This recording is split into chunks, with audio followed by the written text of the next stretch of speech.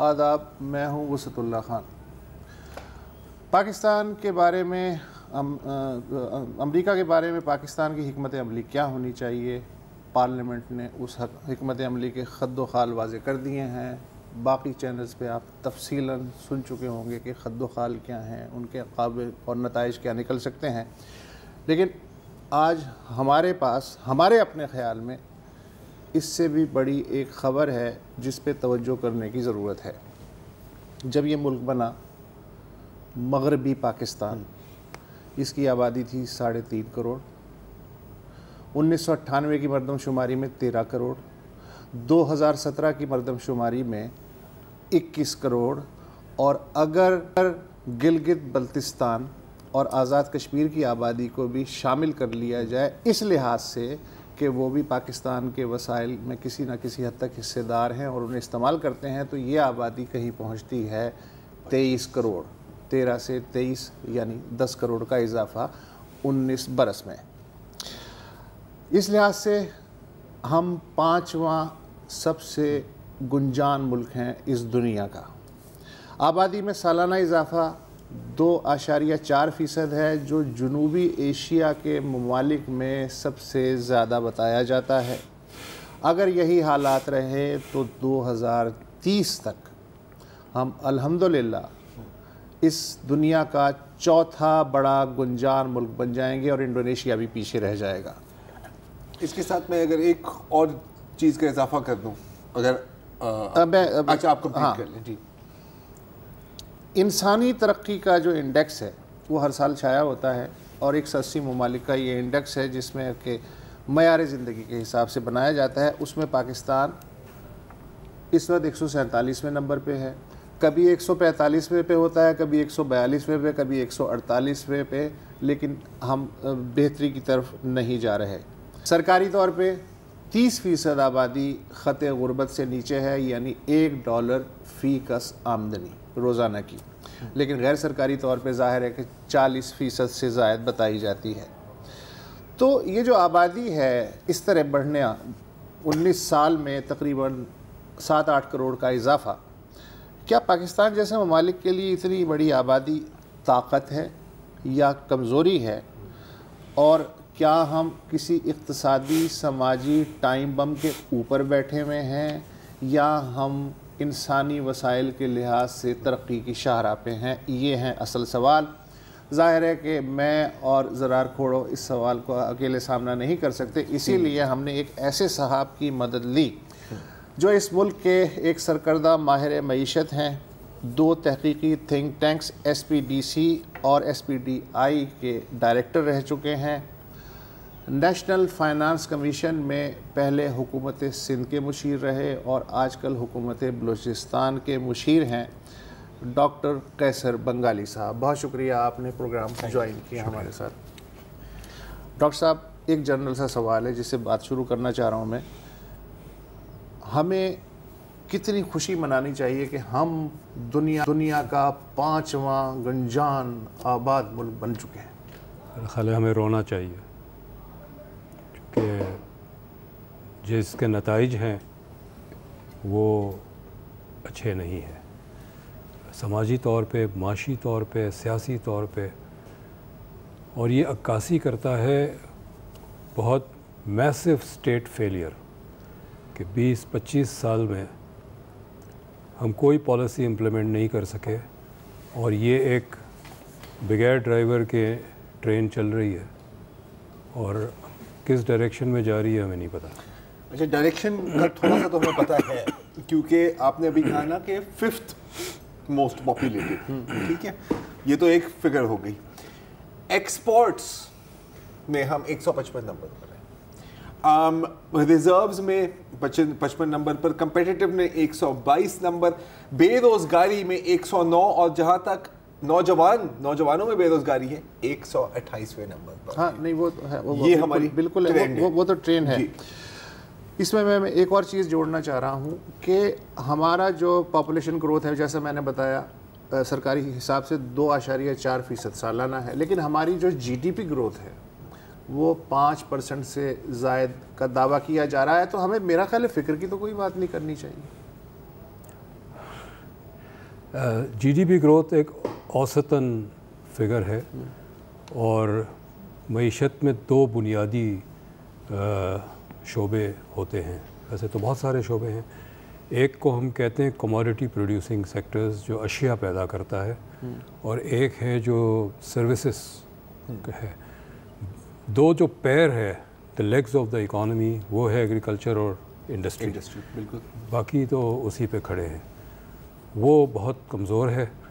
ہم اگر 2.4% سے آبادی بڑھ رہی ہے، تو پچھلے 20 سال کا جو اوسطاً فگر ہے گندم کی پیداوار کا، وہ 1.7 ہے، زراعت کا 2 ہے، تو ہم تو بہت پیچھے ہے۔ اور اس اعداد و شمار کے ساتھ ہو سکتا اگلے سال، ہو سکتا 3 سال کے بعد ایک بہت شدید فوڈ کرائسس آئے گا، کیونکہ اگر ایک پانی کی ٹنکی ہے جس میں ہر منٹ میں 2 ڈراپ پانی گرتا ہے اور اوپر سے 1 ڈراپ پانی آتا ہے، تو ٹنکی نے تو خالی ہونا ہی ہونا ہے، کبھی نہ کبھی خالی ہونا ہے۔ یہ اچھا، آپ نے بات کی فوڈ اسی کو تھوڑا سا آگے بڑھانا چاہتا ہوں۔ اب یہ مطلب ایک تو ہے کہ فی ایکڑ ہماری جو پیداوار ہے، یہ خوراک کی بات کر رہے ہیں، کپاس وپاس کو چھوڑ دیتے ہیں، گندم کی آپ نے بات کی، گندم کی بات کرتے ہیں، ٹھیک ہے، جو ہمارا سٹیپل ہے پاکستان میں، گندم ہے، چاول ہے۔ فی ایکڑ پیداوار ہماری کم ہے۔ نہ صرف ہماری آبادی بڑھتی جا رہی ہے، اب آبادی بڑھنے کا نتیجہ یہ ہوتا ہے کہ دیکھیں آبادی بڑھتی ہے تو ان کے لیے ہاؤسنگ کی ضرورت ہوتی ہے، اور خاص طور پر پنجاب، اور پنجاب میں بھی جنوبی پنجاب میں کم از کم میں نے جو دیکھا ہے اپنی آنکھوں سے، کہ جو 10 سال یا 15 سال پہلے زرخیز زرعی زمین تھی، اب وہ ہاؤسنگ میں بن گئی ہے۔ صرف جنوبی پنجاب میں نہیں، آپ فیصل آباد چلے جائیں، وہاں بھی یہی ہے، وہاں بھی یہی ٹرینڈ ہے۔ تو ایک جانب تو ہماری آبادی بڑھ رہی ہے، اور دوسری جانب ہماری زرعی زمین کم ہوتی جا رہی ہے، ہماری فی ایکڑ پیداوار وہاں کی وہاں ہی کھڑی ہے۔ آپ 10 سال کی بات کر رہے ہیں، آپ 3 سال کی بات کر رہے ہیں، 10 سال بعد آپ کو کیا نظر آتا ہے اگر یہی ٹرینڈ کنٹینیو ہوا؟ کہ جب یہ جو فوڈ شارٹ، ہمیں یاد ہونا چاہیے کہ ہم 2 دفعہ بہت شدید گندم کی قلت سے گزر چکے ہیں۔ ایک دفعہ جب 97 میں، جب پہلی نواز شریف نے حکومت سنبھالی، اور دوسری دفعہ 2008 میں، اور وہ ہماری پالیسی کا نتیجہ تھا کہ ہم گندم اتنا پیدا نہیں کرتے تھے۔ اچانک آٹا کرائسس تھا، آٹا نہیں مل رہا تھا، لوگ بھاگے بھاگے جا رہے تھے۔ تو ایم سی میں 2008 میں تو مجھے پتہ ہے، چونکہ اس وقت حکومت کے ساتھ آس پاس تھے، تو ہم نے وہ جہاز جو کسی اور ملک نے گندم خریدا تھا ان سے ری پرچیز کیا at a very high cost, at a very high cost, اور وہ ہم نے جہاز کو ڈائیورٹ کرایا پاکستان، چونکہ یہاں تو ایک رائٹس ہو رہے تھے شہروں میں۔ جی ہاں، بالکل۔ آگے چل کے اچھا یہ ٹیمپریری کرائسس تھا، چونکہ پالیسی ریلیٹڈ تھا، پالیسی جب بدلی تو اگلے سال کرائسس ختم ہو گیا، لیکن یہ جو کرائسس آئے گا یہ اسٹرکچرل کرائسس آئے گا، سسٹینڈ ہوگا، اس کو ہم سالو نہیں کر پائیں گے۔ ہمیں اچھا ہمارا فارن ایکسچینج بھی ڈراپ کر رہا ہے، ریزروز بھی ڈراپ کر رہے ہیں، ایکسپورٹس بھی گر رہا ہے۔ اس سچویشن میں اگر اچانک ہمیں $1 ارب نکالنا پڑے کہیں سے گندم امپورٹ کرنے کے لیے، تو یہ باقی اکانومی کو جو افیکٹ کرے گا یہ بہت خطرناک ہوگا۔ اسی سے ریلیٹڈ ایک چیز ہے پانی۔ جب اس ملک کی آبادی 13 کروڑ تھی 1998 میں، تب بھی پاکستان کا شمار پانی کی کمی کا بحران والے ممالک میں تھا۔ آج جب کہ ہم 22 کروڑ کے قریب ہیں، پاکستان ٹاپ 10 جو ممالک کی فہرست ہے جو کہ پانی کی قحط سے دوچار ہیں، آبی قحط سے، اس میں وہ شامل ہو چکا ہے۔ 90% جو پانی ہے وہ زراعت میں استعمال ہوتا ہے، باقی انڈسٹری میں، اور تقریباً کوئی میرا خیال ہے کہ 1.5 یا 2.25% انسانی کنزمپشن پینے وغیرہ کے لیے استعمال ہوتا ہے، وہ بھی آج سے لے کر۔ اچھا، یہ جو 90% پانی ہے، اس میں فی کس ہم اگر حساب لگائیں تو 1000 لیٹر سے بھی کم بالکل تقسیم ہو رہا ہے، جو کہ ڈینجرس ریڈ لائٹ بالکل۔ اس کے ہوتے ہوئے کیا کبھی ہمارے جو پالیسی ساز ہیں انہیں خیال آیا کہ وہ فصلیں جو سب سے زیادہ پانی پیتی ہیں، جیسے چاول، بالکل جیسے گنا، سیب. اگر ان کی جگہ کوئی نئی چیزیں لگائی جائیں جو کہ کم پانی میں زیادہ پیسہ کما کے دے سکیں تو ہم اس پیسے سے وہی شوگر اور وہی چاول باہر سے بھی خرید سکتے ہیں. کیا میں ایم آئی ٹاکنگ سینس؟ حضرت صاحب میں 2008 سے in and out of government میں ہوں. 2008 میں وفاق کے ساتھ تھا، میں بے نظیر انکم سپورٹ پروگرام ڈیزائن کر رہا تھا. 2010 اور 11 میں سندھ گورنمنٹ کے ساتھ تھا. 2013 سے 2016 میں بلوچستان گورنمنٹ کے ساتھ تھا. اس پورے عرصے میں کسی بھی لیول پہ میں، اور صرف یہ نہیں تھا کہ میں اگر سندھ گورنمنٹ کے ساتھ تھا تو باقی گورنمنٹ کے ساتھ، پنجاب گورنمنٹ کے ساتھ واسطہ نہیں رہتا تھا، سب کے ساتھ ہوتا تھا. 3 منسٹر کو بٹھا کے پالیسی ڈسکس نہیں کر پایا میں. مطلب پالیسی کی پروونشل منسٹرز کو ایک ٹیبل پر، جی پالیسی ڈسکس ہی نہیں ہوتی. فائل موو ہوتی ہے، فائل پہ جس کے پاس فائل جاتی ہے، سیکرٹری کے پاس، منسٹر کے پاس، وہ صرف لکھتا ہے پلیز ڈسکس، پلیز ایڈوائز کر کے فائل آگے کر دیتا ہے. فائل پہ کوئی ڈسکشن نہیں ہوتی کیا ہو. تو یہ جس ملک میں ہم بیٹھ کے ڈسکس نہیں کرتے ہیں کہ ایک مسئلہ ہے، اس کا کیا کرنا ہے. پانی کا آپ نے بالکل پانی کا صحیح بتایا کہ ایک ڈینجرس لیول پہ ہم پہنچ چکے ہیں. ایک قطرہ پانی پورے ملک میں کہیں ریسائیکل نہیں ہوتا. جی ہاں. ابھی ہم کراچی میں بیٹھے ہوئے ہیں اور کراچی میں مطلب ایک پرماننٹ کرائسس ہے پانی کا. جی پانی گر رہا ہے آسمان سے، 100% ضائع ہو رہا ہے. کوئی رین واٹر ہارویسٹنگ نہیں ہے. جو پانی ہمارے پاس موجود، یہ میرا ایک پیٹ پیو ہے. جو پانی ہمارے پاس موجود بھی ہے اس کا ہم کھیت تک پہنچتے 40% وہ بھی ضائع ہو رہا ہے. اس کو تو ہم بچا سکتے ہیں. مطلب ایک وہ تاثر ہے کہ جی ایک پورے تربیلا ڈیم کے ذخیرے کے برابر پانی ہم صرف ترسیل میں ضائع کر دیتے ہیں. تو اسے ہی روک لیں. اچھا اس میں کتنی راکٹ سائنس. اچھا نہ صرف یہ، وہ جو ہم استعمال بھی کرتے ہیں، ہم کس طرح کرتے ہیں سر؟ ہم کرتے ہیں فلڈ ایریگیشن، سیلاب دے دو.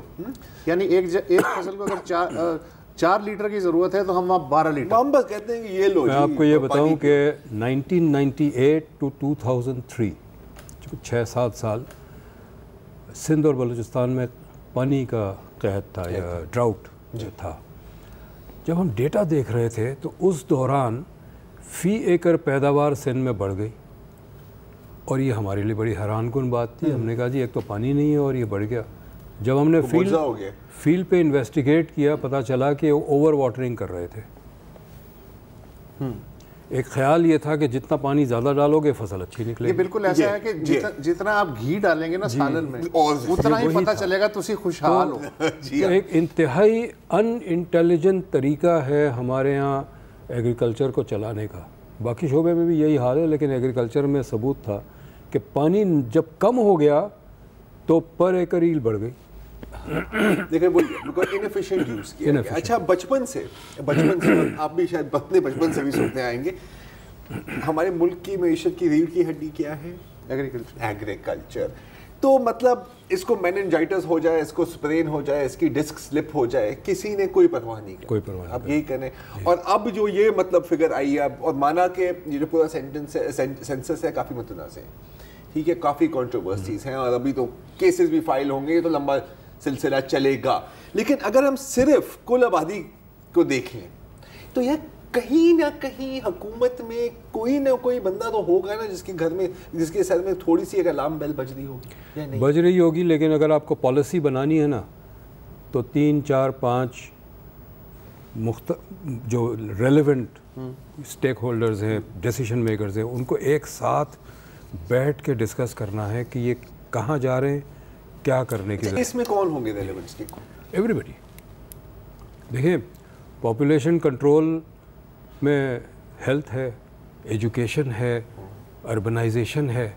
ہماری اربنائزیشن کی کوئی پالیسی نہیں ہے. لوگ گاؤں سے شہر آ رہے ہیں، شہر ہمارے ڈمپنگ گراؤنڈز بن گئے ہیں سرپلس پاپولیشن کے. اب اس پوائنٹ پہ سوری آپ کو میں بات کاٹ رہا ہوں، ایک چھوٹی سی بریک لینی ہے، اور بریک کے بعد اربنائزیشن اور یہ جو سارا سلسلہ چل رہا ہے اس پر شہروں پر کیا پریشر پڑے گا اس پر بات کرتے ہیں اس پہ.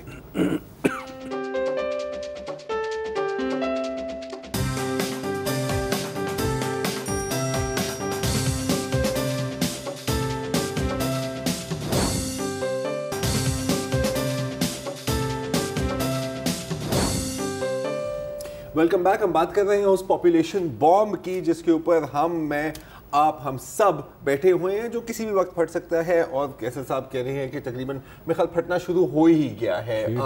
اس کے اثرات تو ہمارے سامنے ہیں. ہم بات کر رہے تھے اسپیسیفکلی اربنائزیشن کی. اب اس سے پہلے میں آپ سے سوال کروں, ایک ہم نے یہ کلیئر کیا ہے کہ زرعی زمین شرنک ہوتی جا رہی ہے, پھر میکنائزیشن بھی ہو رہی ہے, تو ظاہر ہے کہ جو کاشتکار, جو ہاری, جو کسان ایک زمانے میں سب زمین پر کام کرتے تھے وہ اب زمین سے شفٹ ہو رہے ہیں, اور ظاہر ہے کہ روزگار تو چاہیے, تو وہ کہاں جائیں گے؟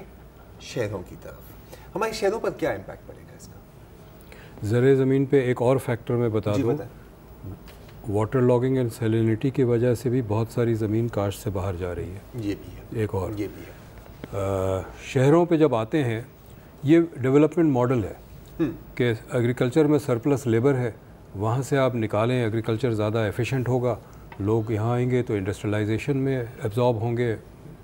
لیکن ہمارے یہاں انڈسٹریلائزیشن بھی نہیں ہو رہی ہے, تو ایبزارب کہاں کرو گے؟ ایبزارب نہیں ہو سکتے. شہر ڈمپنگ گراؤنڈز ہے, شہر ریسیو نہیں کر رہے ہیں ریسیو کر رہے ہیں, ایبزارب نہیں کر رہے. ایبزارب نہیں کر رہے ہیں, جی ایبزارب نہیں کر رہے ہیں. اچھا, ہوتا یہ کہ سب آ کے ریڑھی لگا دیتے ہیں جی. لیکن اگر دیکھیں جی, آپ دو اگر ہیں کوئی کاروبار کر رہے ہیں کسی سڑک پہ, وہ جو بس سے لوگ اترتے ہیں آپ سے چیزیں لے کے چلے جاتے ہیں, میں بھی آ گیا, بس سے اتنے ہی لوگ اترتے ہیں, اب بزنس 3 لوگوں میں ڈیوائیڈ ہو گیا, سب کی انکم گر گئی.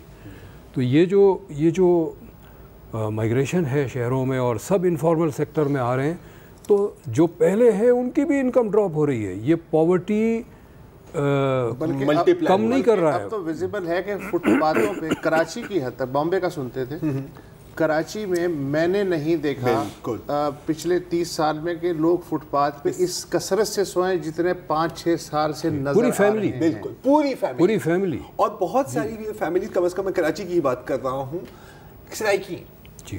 تو آپ کو کلیئرلی نظر آ رہا ہے جو ہم ابھی بات کر رہے ہیں اس کا ثبوت کراچی کی سڑکوں پر ہے جی, کیونکہ وہ وہاں سے بے روزگار ہو کر, شاید ان کی زرعی زمین ہوتی تھی, آخرکار شہر آتے ہیں, شہر میں روزگار نہیں ملتی, کہاں رہیں گے؟ چونکہ وہاں سرائکی بیلٹ میں ایک اور بھی تبدیلی آئی ہے, کارپوریٹائزیشن ہوئی ہے فارمز کی.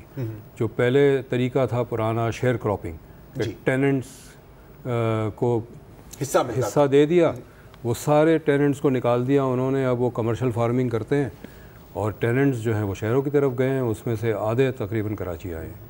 اچھا, اب ایک لیبر رائٹس کے پوائنٹ آف ویو سے بھی اس میں ایک بہت بڑا نقصان ہے, کیونکہ جب آپ کے پاس ایک اتنی بڑی فلوٹنگ پاپولیشن آ جاتی ہے مائیگرنٹ ورکرز کی, تو ورکر کی کوئی اہمیت نہیں رہتی.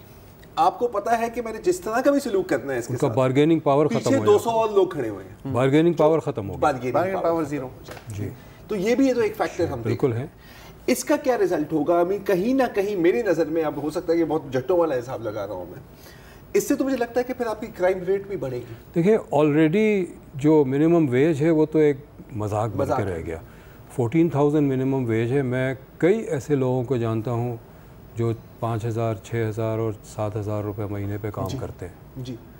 اور میں ذاتی طور پہ, چونکہ ہم اپنے دفتروں میں لوگ کام بھی کرتے ہیں, وہ 2 سے 4 گھنٹے روزانہ پیدل چل کے آتے ہیں, بس کا کرایہ افورڈ نہیں کر سکتے. اگر بس کا کرایہ دیں گے تو تنخواہ تو ساری وہی نکل جائے گی. تو غربت کی یہ لیول بہت زیادہ ہے اور بہت شدید ہے, شدت ہے غربت کے اندر. دیکھیں, ہم ایک کہتے ہیں پاورٹی لائن, جی, پاورٹی لائن کے نیچے جو ہے وہ غریب ہے, لیکن پھر ہم سیویئرٹی آف پاورٹی کو بھی میجر کرتے ہیں کہ وہ کتنا نیچے ہے. وہ سیویئرٹی بڑھتی جا رہی ہے. یہ کہہ دینا کہ جی 20% لوگ, 30% لوگ, 40% لوگ پاورٹی لائن کے نیچے ہیں, یہ اب کافی نہیں ہے, اس کی شدت بڑھتی جا رہی ہے. اچھا, ہاں جی, نہیں کو ایک چیز ہے ہیومن ریسورس ڈیولپمنٹ, بڑا خوبصورت ویسے تو یہ ٹرم ہے. ابراہیم جلیس کے مضامین کا ایک مجموعہ ہے 40 کروڑ بھکاری, جو انہوں نے ہندوستان کے پس منظر میں لکھا تھا. اب یہ جو 22 کروڑ ہیں, ان میں سے 60% جو لوگ ہیں ان کی عمر ہے 30 سال سے کم. بالکل. اس کا مطلب یہ ہے کہ انہیں اسکول بھی جانا ہے, بیمار ہوں تو ہاسپٹل بھی جانا ہے، اور پڑھ لکھ جائیں یا نہ بھی پڑھیں تو روزگار تو چاہیے۔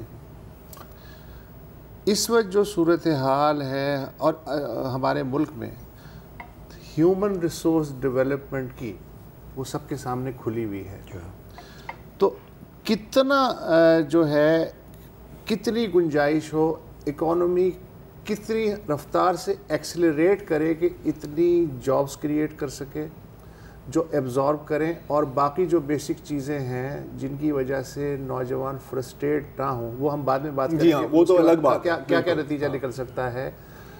تو یہ جو چیلنج ہے، یہ ایک تو فگرز بھی بتائے کہ کتنا بڑا ہے اور کیا ہمارے لیے ممکن ہے اس چیلنج کو میٹ کرنا۔ جی بالکل ممکن ہے۔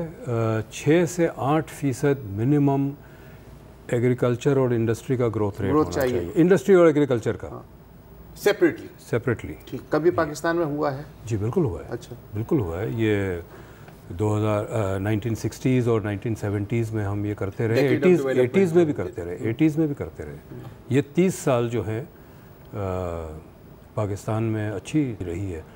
جو 1960s اور 70s میرے بالکل دعوے سے میں کہہ سکتا ہوں کہ پاکستان کے گولڈن پیریڈ تھے معیشت کے، کیونکہ اس دوران ہم نے بہت زیادہ معاشی اثاثے بنایا۔ 70s 60s سے بھی زیادہ بہتر تھا، چونکہ 60s میں ہم نے بنایا معاشی اثاثہ لیکن ناہمواری بھی بڑھی۔ 70s میں ہم نے پھر معاشی اثاثہ بہت بنایا لیکن ناہمواری کم کی ہم نے۔ 80s اس کا فائدہ اٹھاتے رہے۔ 80s کے بعد تو معیشت میں ہم نے اکنامک ایسٹس بنانا بند ہی کر دیا۔ اچھا، تو اس کو ہم ٹرن اراؤنڈ کر سکتے ہیں یا نہیں، اور اگر کر سکتے ہیں تو کیسے کر سکتے ہیں؟ آپ کہہ رہے ہیں کر سکتے ہیں، یہ ہم ڈسکس کریں گے۔ اس نیوز اپڈیٹ کے لیے ہم نے ایک بریک لینی ہے، آپ ہیڈ لائن سنیں اور اس کے بعد بات کرتے ہیں کہ جی اس اتنے اندھیرے میں کوئی امید کی کرن ہے بھی صحیح یا نہیں۔ ہمارے ساتھ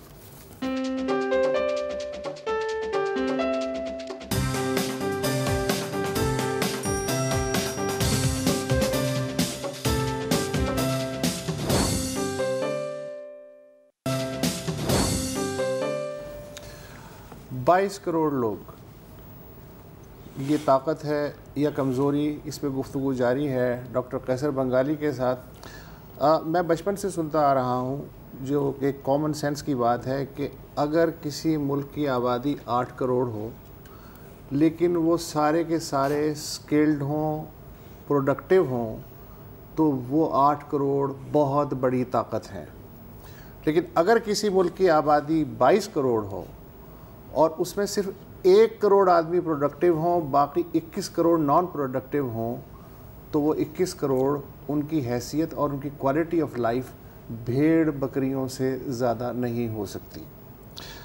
ہمارے ملک میں جو مردم شماری ہوئی ہے اس کے حساب سے 60% جو آبادی ہے وہ 30 سال سے کم عمر کے نوجوانوں پہ مشتمل ہے۔ اب اگر انہیں ایجوکیشن نہیں ملے گی تو ہیومن ریسورس ڈیولپ نہیں ہو سکتا۔ اگر ہیومن ریسورس ڈیولپ ہو جائے اور روزگار نہ ملے تو فرسٹریشن بڑھے گی، اور پھر کوئی کسی بھی راستے پہ جا سکتا ہے، کوئی کسی بھی مقصد کے لیے استعمال کر سکتا ہے۔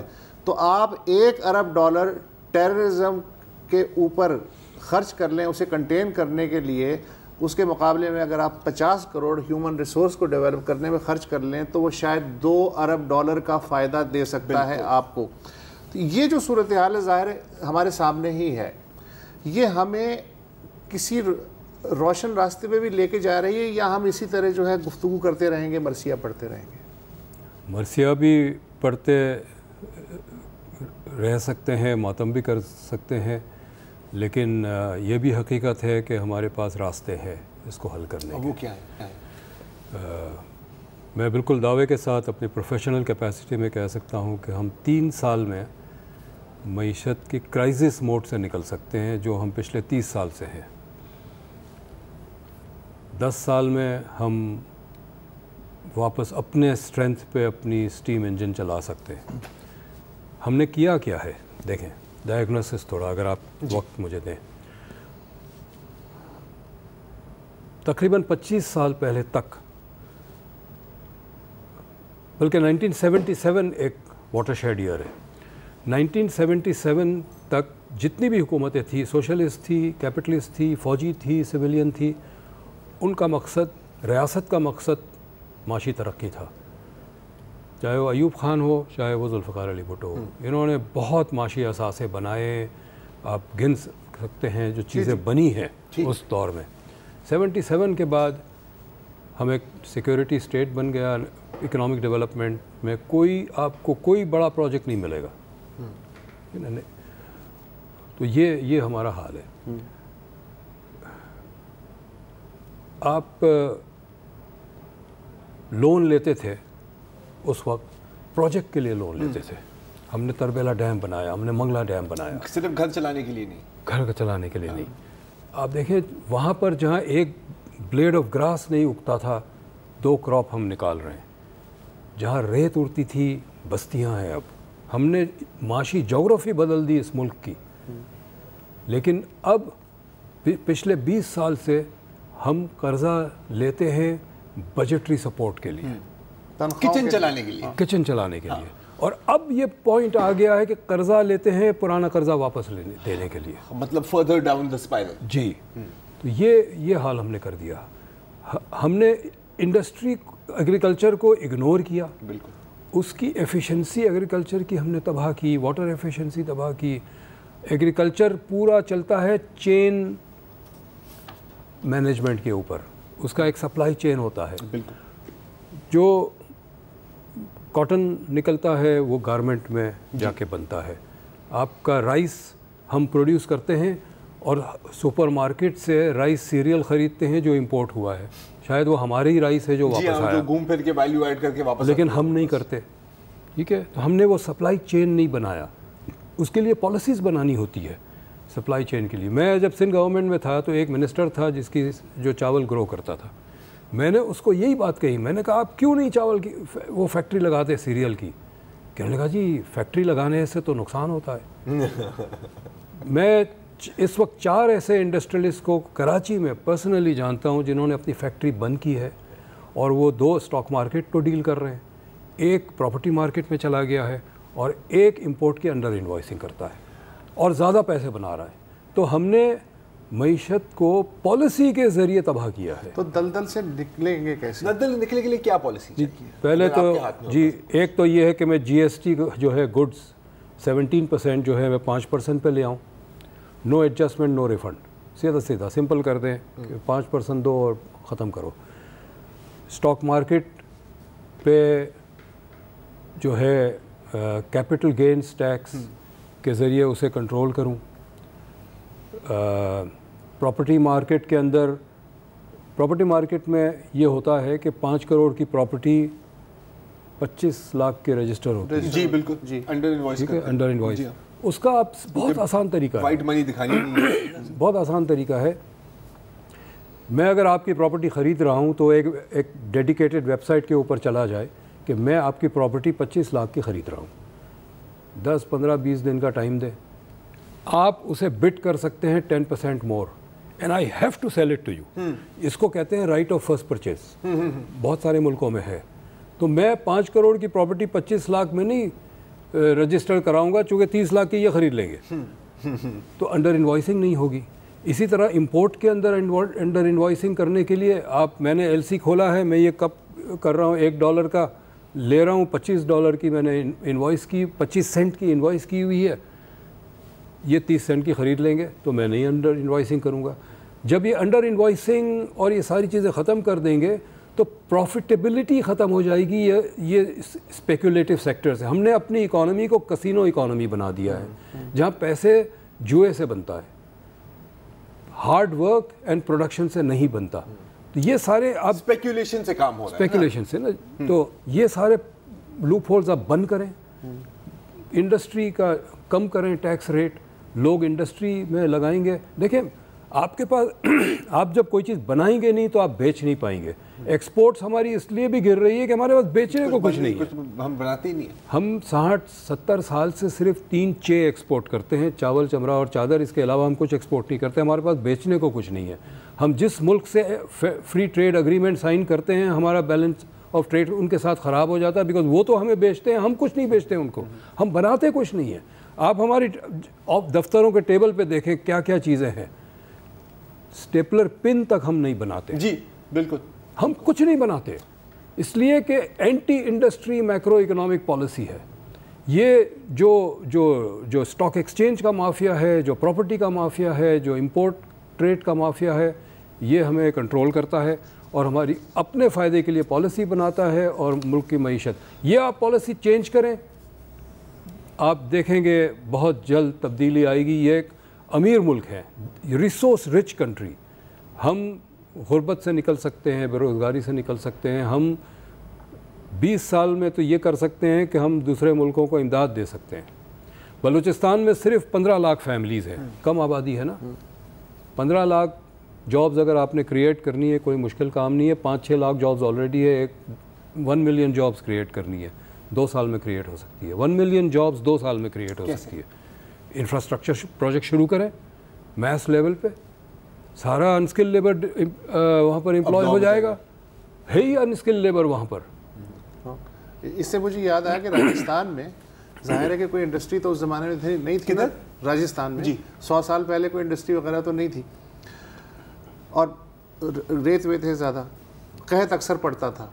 तो राजा जितने भी अनस्किल्ड लेबर होते थे, इससे पहले कि वो बगावत कर दें, उनको किसी नए महल की तामीर पे लगा देता था। रोजगार मिल गया, रोजगार मिल गया। ये तो फ़िरौन ने भी किया था। पिरामिड पे लगा दो सबको। अच्छा, यहाँ हम फिरौन बने हुए मुफ्त में, हाँ, लेकिन फिरौन ने जो काम किए वो नहीं करते, वो हमने नहीं करते। ये जो अभी बात की है ना इन्होंने कि मतलब हम कोई चीज़ बनाते ही नहीं है, कितनी सही बात है। देखें ये जो कलम है ये भी बात की है, ये भी बात ठीक है। ग्लास, पेपर, कपड़े। मेरे पास एक चीज़ है जो पाकिस्तान की है, वो टंडो आदम मैच फैक्ट्री के माचिस का डब्बा पड़ा हुआ है मेरी जेब के अंदर, वो भी बेसिक वैल्यू एडिशन है। एक ब्रेक ले लेते हैं ताकि गुफ्तगू फिर दोबारा पे आ सके।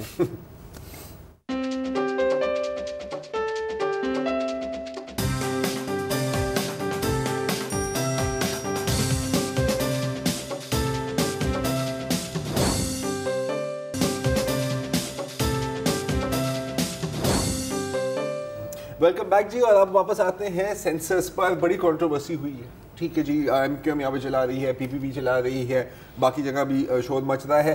पिछले रोज़ फ़हीम ज़मान साहब हमारे साथ थे और हम इसी मौजू पर बात कर रहे थे। तो वो तो कह रहे थे कि जी जो फिगर्स आए हैं उनको समझ में नहीं आ रही। वो कह रहे हैं कि इसमें फजिंग हुई है, मैनिपुलेशन हुई है। आपको समझ में आ रहा है? आपको समझ में आ रहा है? मैं 2 बातें कहूँगा। जो लोग एतराज़ कर रहे हैं और उनका हक़ है एतराज़ करना, बिल्कुल, लेकिन सिर्फ शोर मचाने से काम नहीं चलेगा।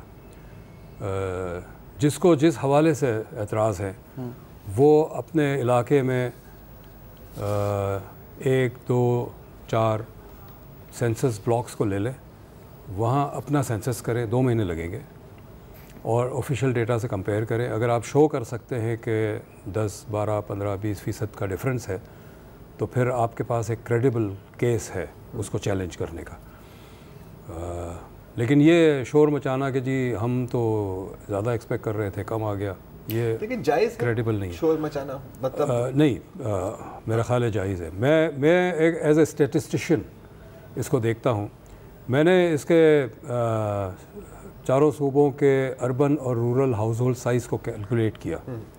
अब ये बिल्कुल स्टैंडर्ड है कि गाँव में फैमिली साइज़ बड़ी होती है, शहरों में कम होती है। और वो सूबा जो ज़्यादा अर्बनाइज्ड है उनमें अर्बन हाउस होल्ड साइज़ बाकी सूबों से ज़्यादा कम होना चाहिए लॉजिकली। लेकिन जब आप प्लॉट करते हैं, और आप दिखा सकते हैं उसको, तो चारों सूबों में अर्बन और रूरल साइज़ तकरीबन सिमिलर है। ये सामने स्क्रीन पर ये आप स्क्रीन देखें, और ये तीनों एक ही हैं तकरीबन।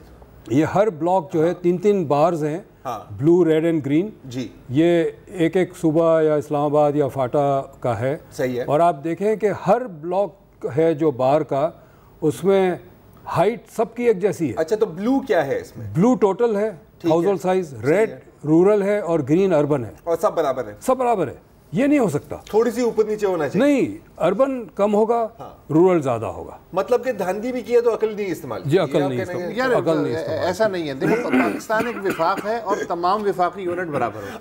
1 यूनिट नहीं, वैसे ये पता है, इससे मुझे सॉरी मैं आपकी जाती कहानी और मैं एक बात ऐड कर दूं, सिंध में urban house hold size rural से बड़ा है। یہ تو بالکل تھیوری کے الٹ ہے. ہوتا ہی نہیں ہے نا. یہ میں آئی بی اے میں پڑھا ہوں, ٹھیک ہے, اس زمانوں میں مطلب ایم بی اے کا بڑا ایک ٹرینڈ تھا, تو میں نے کہا میں بھی شاید نوٹ کما لوں, نہیں کمائے. تو وہاں پر ظاہر ہے ہمیں بھی اس طرح کام کرنے پڑتے تھے, کون کون سا چپ کھا رہا ہے, کیا کر رہے ہیں, سو آن. تو کبھی کبھی جب اب ڈیٹا آپ کے پاس نہیں ہوتا تھا تو ہم ڈیٹا کو مینوفیکچر کرتے تھے, لیکن اتنا ہمیں پتا تھا کہ ڈیٹا میں تھوڑی سی ویریشن ہوتی ہے تاکہ پڑھنے والے کو کم از کم ہضم تو ہو. اچھا, ایک تو یہ بھی نہیں ہوا یہاں پہ. میں اس موقع سے فائدہ اٹھاتا ہوں چونکہ آپ گورنمنٹ آف سندھ کے بھی این ایف سی میں ریپریزنٹیٹیو رہ چکے ہیں, اس وقت آپ بلوچستان کے این ایف سی میں نمائندگی کر رہے ہیں. خیبر پختونخوا کی آبادی میں اضافہ ہوا, حالانکہ مجھے حیرت یہ ہے کہ اتنی مائیگریشن اور اتنی مارا ماری کے بعد جو ہے وہ مائیگریشن بہت زیادہ ہوئی ہوگی اور کراچی پہ بھی لوڈ پڑا ہوگا اس کا. بلوچستان بھی شورش سے گزر رہا ہے پچھلے 10 سال سے, اور وہاں بھی انٹرنل مائیگریشن اچھی خاصی ہے. اس کے باوجود جو اضافہ بلوچستان کی آبادی میں ہے وہ کس گروپ میں زیادہ ہے یا تمام گروپوں میں زیادہ ہے, کیا ہے یہ چکر؟ دیکھیں, بلوچستان میں جو انسرجنسی ہے وہ بلوچ علاقوں میں ہے, اور بلوچ علاقوں سے جب نقل مکانی ہوتی ہے تو وہ پختون علاقوں میں نہیں جاتے. تو اور یہ اضافہ یہ ہوا ہے یہ پختون علاقوں میں ہوا ہے, اور سب سے زیادہ کوئٹہ ڈسٹرکٹ میں ہوا ہے. کوئٹہ ڈسٹرکٹ کا جو بلوچستان کا شیئر ہوتا تھا وہ 26% ہوتا تھا, اب 34% ہو گیا. میں 3 سال کوئٹہ میں رہ چکا ہوں. یہ صحیح ہے کہ کوئٹہ کی آبادی بہت تیزی سے بڑھ رہی ہے, چونکہ کوئٹہ کے علاوہ اور کوئی بلوچستان میں شہر نہیں ہے. بالکل. تو لوگ اگر جائیں تو کہاں جائیں. لیکن یہ جو اضافہ ہے یہ میں ایکسپلین نہیں کر سکتا.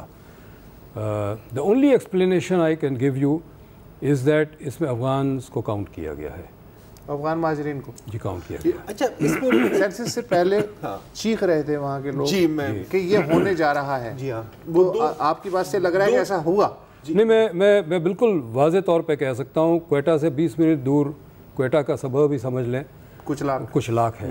کچھ لاکھ آپ جائیں, اور میں کئی دفعہ گیا ہوں, مہینے میں 1 یا 2 دفعہ تو وہاں سے گزرتے ہی تھے, چونکہ آپ کو پشین جانا ہے, لوڈلائی جانا ہے, زوب جانا ہے, ہرنائی جانا ہے, آپ وہاں سے گزریں گے, زیارت جانا ہے وہاں سے گزریں گے.